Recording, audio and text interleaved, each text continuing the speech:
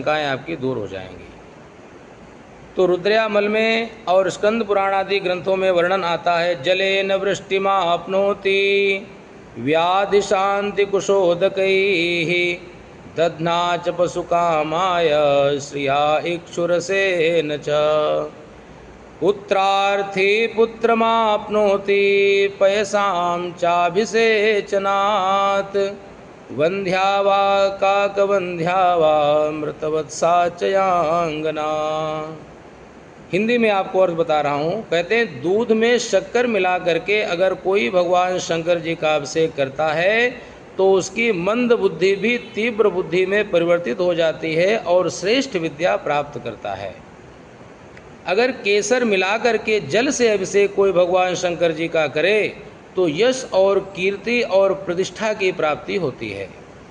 और अगर कोई कुश मिले हुए जल से अभिषेक भगवान शंकर जी का करता है तो बीमारियां और परेशानियां दूर होती हैं। और सरसों के तेल से अगर कोई व्यक्ति भगवान शंकर जी का अभिषेक करता है तो शत्रुनाशो भवेदिति। जो हमारे अंदर के शत्रु हैं, काम क्रोध लोभ और मोह, इन शत्रुओं का भी शमन होता है। और बाहर के जो हमारे शत्रु हैं, जो हमारे व्यापार में, हमारे घर में नाना प्रकार की समस्याएं खड़ी करते हैं, षड्यंत्रों की रचना करते हैं, उन सभी शत्रुओं का भी विनाश होगा।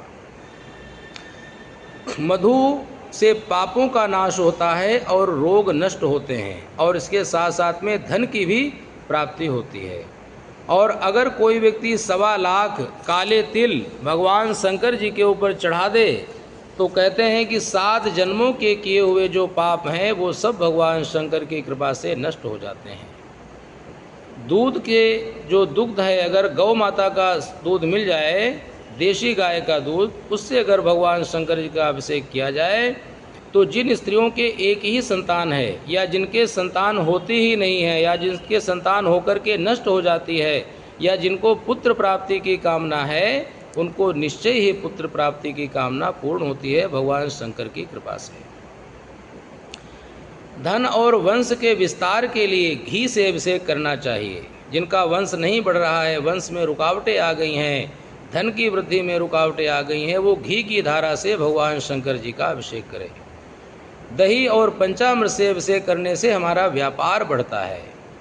और अगर कोई व्यक्ति गन्ने के रस से या अनार के रस से भगवान शंकर का अभिषेक करता है तो उसे अपार धन और संपत्ति की प्राप्ति होती है।